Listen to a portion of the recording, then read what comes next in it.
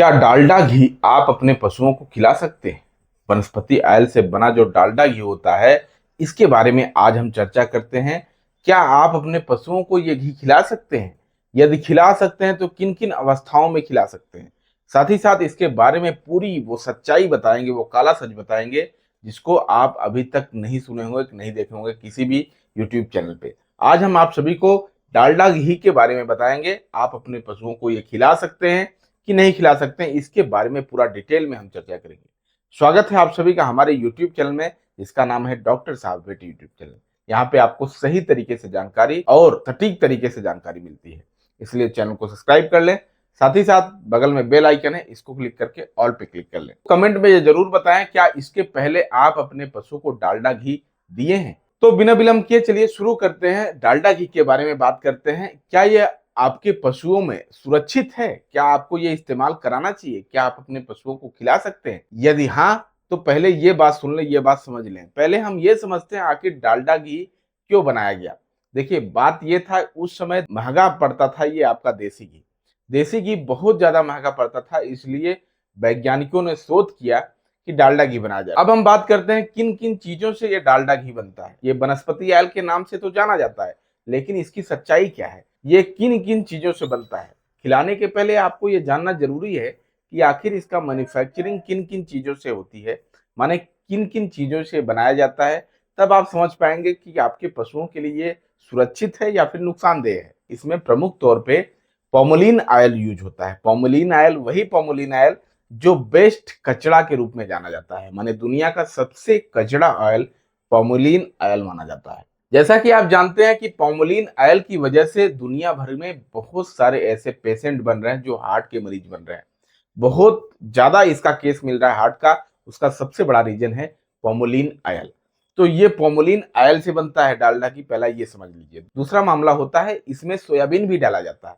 Soybean oil का भी इसमें इस्तेमाल किया जाता है, वो भी बहुत कम। ये हाइड्रोजनीकरण से बनता है, माने हाइड्रोजन का उच्च दबाव से ये तैयार किया जाता है। इसमें निकेल और कैटालिस्ट का उपयोग भी किया जाता है। ये बहुत ज्यादा इस मामले में हानिकारक है। तो आप अपने पशुओं को खिलाने के पहले ये जरूर जान लें, ये क्या आपके पशुओं के लिए सुरक्षित है। ये हम आपके ऊपर छोड़ देते हैं। जैसा कि मैंने आपको बता दिया है ये किन किन चीजों से बनता है। अब बात करते हैं कि आखिर ये आपके पशुओं के लिए असुरक्षित कैसे है, कैसे ये जो है आपके पशुओं के लिए ये नुकसान कर सकता है। इसके बारे में थोड़ा सा आपको बता देते हैं। डालडा घी देने से आपके पशुओं में ट्रांस फैट का खतरा हो सकता है, माने उसका हार्ट जो है कमजोर हो सकता है, उसका दिल कमजोर हो सकता है, जिससे आपके पशु में आगे चल के बहुत बड़ा नुकसान हो सकता है, बहुत बड़ा खतरे का कारण बन सकता है। डालडा घी इस्तेमाल कराने से आपके पशु को दस्त भी हो सकता है। दस्त होने की सबसे ज्यादा शिकायत हो सकती है डालडा घी इस्तेमाल कराने से।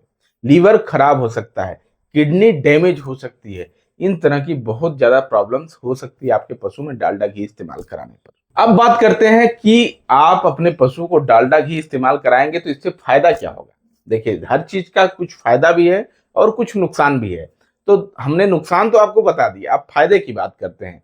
यदि आपके पशु के अंदर चमक नहीं है, उसकी चमड़ी रुखड़ी है, चमड़ी गंदी है, चमक उसमें नहीं है, तो आप डालडा घी इस्तेमाल करा सकते हैं। आगे चल के आपको हम बताएंगे कि कितनी मात्रा में इस्तेमाल करा सकते हैं, ये भी आपको बताएंगे। लेकिन पहले हम इसके फायदे के बारे में जान लेते हैं, क्या क्या ये फायदा कर सकता है। दूसरा, यदि आपका पशु मोटा नहीं रहा है, उसमें मसल्स गेन नहीं हो रही है, चमड़ा उसका जो है पतला है और उसके अंदर मांस नहीं भर रहा है, वो मोटा तगड़ा नहीं हो रहा है, उस कंडीशन में आप डालडा घी देंगे तो आपके पशु के लिए ये वरदान साबित होता है। यहाँ पे बहुत अच्छा फैट बढ़ाता है आपके पशु को डालडा घी देने से। डालडा घी यदि सीमित मात्रा में दें तो आपके पशु का पाचन शक्ति भी बढ़ता है। हाँ, बिल्कुल सही बात है। यदि डालडा घी को सीमित मात्रा में हम देंगे तो पशु का पाचन शक्ति भी बढ़ता है। साथ ही साथ अत्यधिक ऊर्जा देने वाला चीज है ये, माने इंस्टेंट एनर्जी देने वाला चीज है। जो हम जेल पिलाते हैं, जेल वगैरह देते हैं, जो इलेक्ट्रॉल पाउडर देते हैं, वैसे ही डालडा घी यदि हम पिलाते हैं तो हमारे पशुओं को अत्यधिक ऊर्जा मिलती है, ज्यादा एनर्जी मिलता है। तो माने एनर्जी बूस्टर का भी काम करता है ये डालडा घी। डालडा घी विटामिन का खजाना भी है। इसमें vitamin A, vitamin E, vitamin C समेत बहुत विटामिन भी हैं, जो आपके पशुओं के लिए सेहतमंद भी हैं। ये कहीं ना कहीं सच्चाई है, डालडा घी में बहुत अत्यधिक विटामिन होता है। इसकी वजह से ये विटामिन का खजाना माना जाता है। ये इस मामले में बहुत अच्छा है। लेकिन सबसे बड़ी बात ये, यहाँ रुकना है आपको, लेकिन मामला ये है कि यदि आप इसको सीमित मात्रा में और सही मात्रा में सही तरीके से देंगे तब ये फायदा करेगा, अन्यथा इसका नुकसान बहुत ज्यादा है। किस किस कंडीशन में नुकसान कर सकता है वो भी आपको बताते हैं, किस किस कंडीशन में ये फायदा करता है वो भी बताते हैं, कितनी कितनी मात्रा देना है वो भी आपको बताते हैं। देखिए, डालडा घी को यदि हम ज्यादा मात्रा में दे देते हैं तब वो नुकसान कर सकता है। यदि रेगुलर खिलाते हैं, माने कंटिन्यू देते हैं, कई दिनों तक देते रहते हैं, तब वो नुकसान कर सकता है।